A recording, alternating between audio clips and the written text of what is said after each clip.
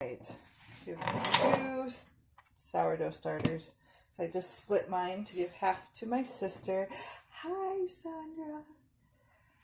And this is just some basics on care of your sourdough starter. There are a lot of people out there who are like really regimented about how often you feed it and use it and all that stuff. And I am a barbarian and don't do that at all. I try to bake with it once every 2 or 3 weeks, but this doesn't always happen. I do try to feed it a little bit every week, if I remember. Sometimes it goes 2 weeks without getting fed, and that's okay. So if I know I'm not going to use it, I'll take it out, let it sit out for a little while to warm up and get active. And if I know I'm not going to use it, I'll just give it a little bit of water and like a tablespoon of flour. I mix it with a knife because it scrapes off really easy. And then I just let it sit out to kind of absorb that and percolate a little bit before I toss it back in the refrigerator.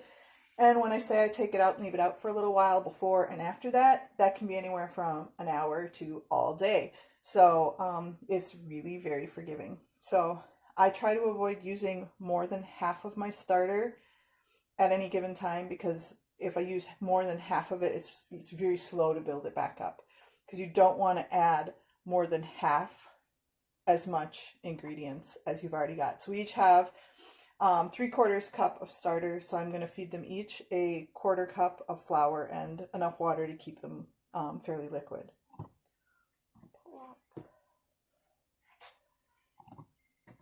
Unceremoniously dump that in.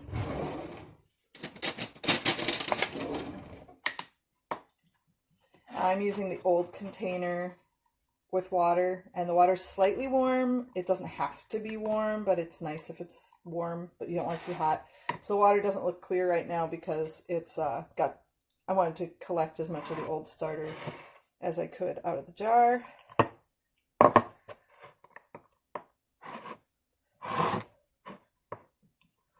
Just mix it till it's no longer lumpy, and it's the thickness that you want in your starter. Some people like theirs very firm, almost a dough in and of itself. Some people prefer it more liquid. I tend to go with a thick liquid myself. It's just easy to work with that way. That's good. It's a little easier if you incorporate the flour and the water slower than I did, but it's not that big of a difference, obviously, because I'm able to do it.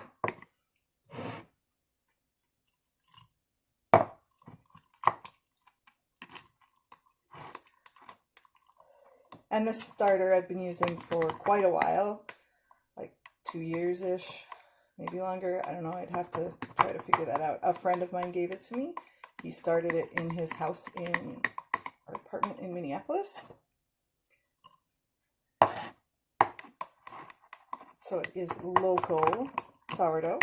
And the way I do it, it doesn't ever end up super, super sour, which is good because my husband does not really care for the super sour aspect of sourdough.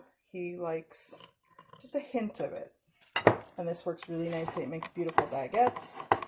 And you can bake it in a loaf pan as well. We did that recently and it was gorgeous.